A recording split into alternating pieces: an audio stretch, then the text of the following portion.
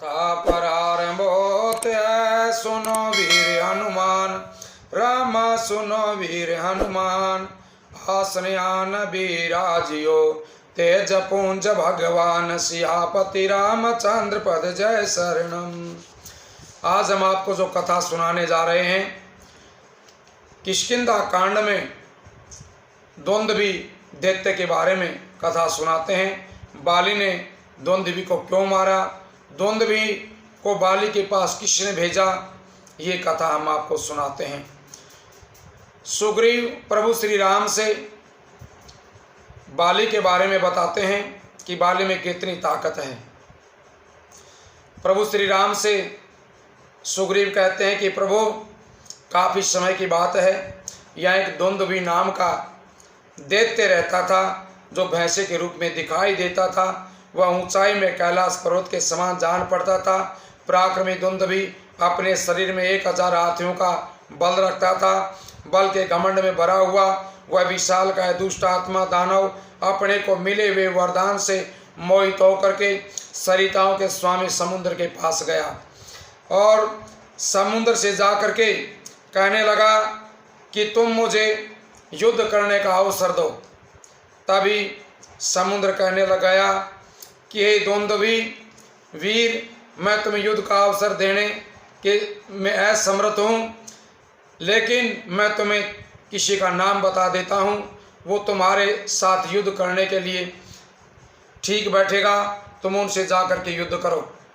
तभी उनका नाम बताया कि विशाल वन में जो पर्वतों का राजा और भगवान शंकर का ससुर है, तपस्वी लोगों का सबसे बड़ा आश्रय है और संसार उसे हिमवान के नाम से जानता है, जहाँ से जल के बड़े बड़े स्रोत प्रकट हुए तथा जहाँ बहुत सी कंदराएं और झरने हैं। वह गिरिराज हिमालय ही तुम्हारे साथ युद्ध करने में समर्थ है। समुद्र ने हिमराज का पता बता दिया। तभी उसी समय वह द्वंद्वी दैत्य समुद्र को डरा हुआ जान करके धनुष से छूटे हुए बाण की भांति हिमालय के वन में जा पहुंचा और उस पर्वत के कंदराओं के समान विशाल श्वेत शिलाओं को बारंबार भूमि पर फेंकने और गर्जना करने लग गया। तभी श्वेत बादल के समान आकार धारण किए हुए सौम्य स्वभाव वाले हिमवान वहां प्रकट हुए। उनकी आकृति को देख करके वह द्वंद्वी से कहने लगे, हिमालय द्वंद्वी से कहने लगे कि हे द्वंद्वी, तुम मुझे कलेश मत करो, मैं युद्ध करने में कुशल नहीं हूँ, मैं तो केवल तपस्वी लोगों का निवास स्थान हूँ।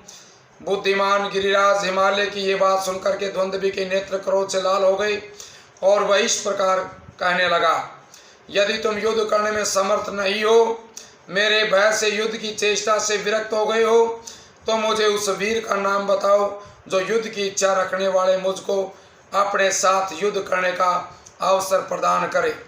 उसकी बात सुनकर के कुशल धर्मात्मा हिमवान ने श्रेष्ठ असुर से, जिसके लिए पहले किसी प्रतिद्वंदी योद्धा का नाम नहीं बताया था, क्रोधपूर्वक कहा कि महाप्राज्ञ दानवराज बाली नाम से प्रसिद्ध एक परम तेजस्वी और प्रतापी वानर है, जो देवराज इंद्र के पुत्र हैं और अनुपम शोभा से पूर्ण किष्किंधा नामक पुरी में निवास करते हैं। वे बड़े बुद्धिमान और युद्ध की कला में निपुण हैं। वे ही तुमसे युद्ध करने में समर्थ हैं। जैसे इंद्र ने नमूची को युद्ध का अवसर दिया था, उसी प्रकार बाली तुम्हें द्वंद्व युद्ध प्रदान कर सकते हैं। यदि तुम वहां युद्ध करने जाओगे तो तुम्हें वहां युद्ध की इच्छा तुम्हारी पूरी हो जाएगी। तुम जल्दी चले जाओ, क्योंकि बाली के लिए किसी शत्रु की ललकार को सह सकना बड़ा कठिन है। वे युद्ध कर्म में सदा शूरता प्रकट करने वाले हैं। हिमवान की बात सुनकर के क्रोध से भरा हुआ द्वंद्वी तत्काल उसी समय बाली की किष्किंधा नगरी में जा पहुंचा। उसने भैंसे का रूप धारण किया हुआ था। उसके सींग बड़े तीखे थे। वह बड़ा भयंकर था और वर्षा काल के आकाश में छाए हुए जल से भरे हुए महान मेघ के समान जान पड़ता था। वह महाबली द्वंद्वी किष्किंधा नगरी के द्वार पर आकर के भूमि को कपाता हुआ जोर जोर से गर्जना करने लगा, मानो दुंदुभी का गंभीर नाद हो रहा हो। वह आसपास के वृक्षों को तोड़ करके धरती को खुरों से खोदता हुआ घमंड में आकर के पुरी के दरवाजे को सींगों से खरोंचता हुआ युद्ध के लिए डट गया। बाली उस समय अंतपुर में था। उस समय दानव की गर्जना सुनकर के वह आमरस में भर गया, क्रोध में भर गया और तारों से घिरे हुए चंद्रमा की भांति स्त्रियों से घिरा हुआ नगर के बाहर बाली आ गया। समस्त वनचारी बांदरों के राजा बाली ने वहाँ सुस्पष्ट अक्षरों तथा पदों से युक्त परिमित वाणी में उस दुंदुभी दैत्य से कहा कि महाबली दुंदुभे, मैं तुम्हें अच्छी तरह जानता हूँ। तुम इस नगर को रोक करके क्यों गरज रहे हो? अपने प्राणों की रक्षा करो। बुद्धिमान बानर राज बाली का ये वचन सुनकर के दुंदुभी की आंखें क्रोध से लाल हो गई। वह उससे इस प्रकार कहने लगा, वीर, तुम्हें स्त्रियों के समीप ऐसी बात नहीं करनी चाहिए। मुझे युद्ध का अवसर दो, तब मैं तुम्हारा बल समझूंगा। अथवा हे वानर, मैं आज की रात में अपने क्रोध को रोके रहूंगा। तुम स्वेच्छा से, अपनी इच्छा से काम भोग के लिए सूर्योदय तक समय मुझसे ले लो। वानरों को हृदय में लगा करके जिसे जो कुछ देना चाहते हो उन्हें दे दो।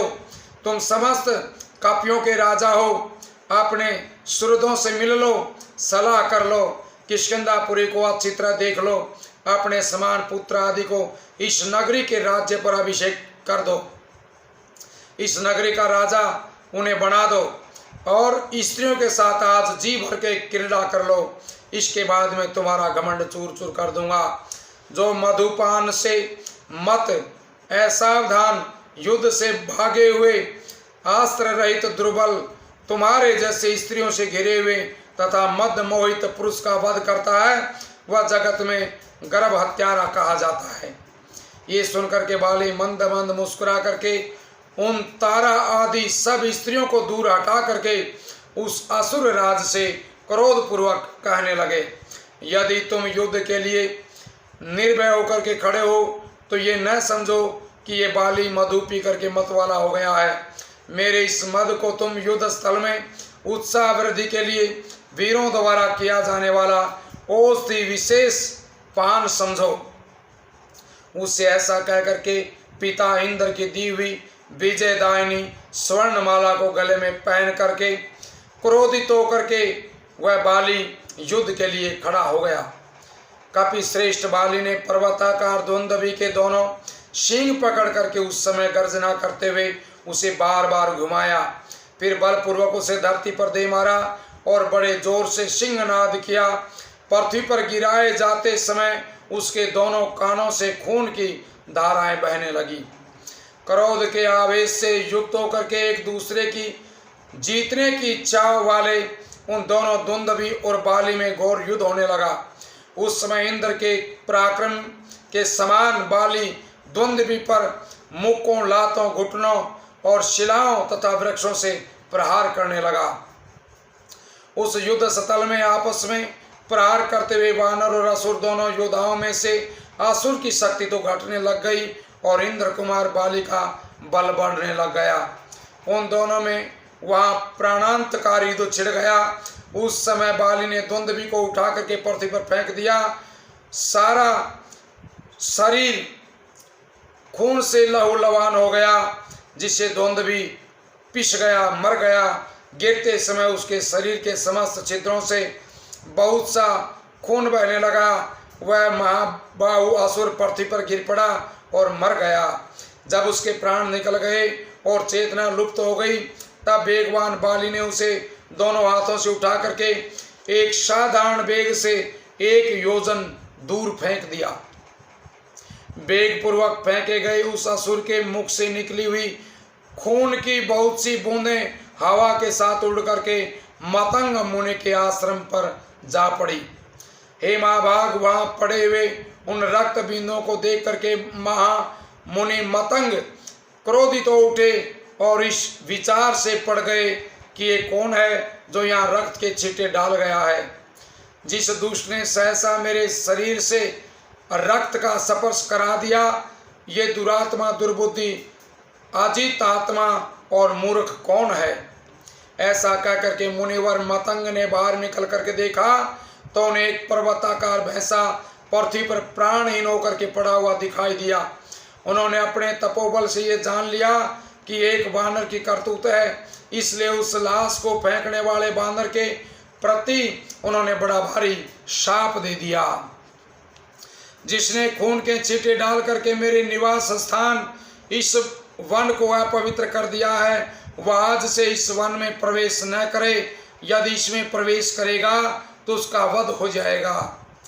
इस असुर के शरीर को इधर फेंक करके जिसने इन वृक्षों को तोड़ डाला, वह दुर्बुद्धि यदि मेरे आश्रम के चारों ओर पूरे 1 योजन तक की भूमि में पैर रखेगा तो अवश्य ही अपने प्राणों से हाथ धो बैठेगा। उस बाली के जो कोई सचिव भी मेरे इस वन में रहते हैं, उन्हें अब यहाँ का निवास त्याग देना चाहिए। वे मेरी आज्ञा सुनकर के सुखपूर्वक यहाँ से चले जाएं। यदि वे रहेंगे तो उन्हें भी निश्चय मैं शाप दे दूंगा। मैंने अपने इस वन की सदा पुत्र की तरह रक्षा की है।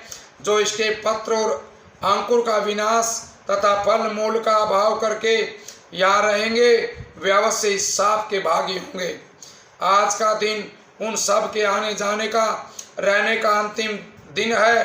आज भर के लिए मैं उन सब को छुट्टी देता हूँ। कल से जो कोई वानर यहाँ मेरी दृष्टि में पड़ जाएगा, वह कई 1000 वर्षों के लिए यहाँ पत्थर हो जाएगा। मुनि के इस वचन को सुनकर के वे सभी वानर मतंग वन से निकल गए। उन्हें देख करके बाली ने पूछा, मतंग वन में निवास करने वाले आप सभी वानर मेरे पास क्यों चले आए? वनवासियों की कुशल तो है न? तब उन सभी वानरों ने स्वर्ण मालाधारी बाली से अपने आने का सारा कारण बता दिया और मतंग ऋषि ने जो शाप दिया उसके बारे में बता दिया। वानरों की कही हुई बात सुनकर के बाली महर्षि मतंग के पास गया और हाथ जोड़कर क्षमा याचना करने लगा, किंतु महर्षि ने उसका आदर नहीं किया। वे चुपचाप अपने आश्रम में चले आए। इधर बाली शाप प्राप्त होने से भयभीत होकर के बहुत ही व्याकुल हो गया। हे नरेश्वर, तब से उस साप के भय से डरा हुआ बाली इस महान पर्वत ऋष्य मुख पर्वत के ऊपर कभी प्रवेश नहीं करता है और पर्वत को देखना भी नहीं चाहता है। हे श्री राम, यहाँ उसका प्रवेश होना असंभव है। ये जान करके मैं अपने मंत्रियों के साथ इस महान वन में विषाद शून्य होकर के विचरण करता हूँ। ये द्वंद्व की हड्डियों का ढेर जो एक महान पर्वत शिखर के समान जान पड़ता है। बाली ने अपने बल से घमंड में आकर के द्वंद्व के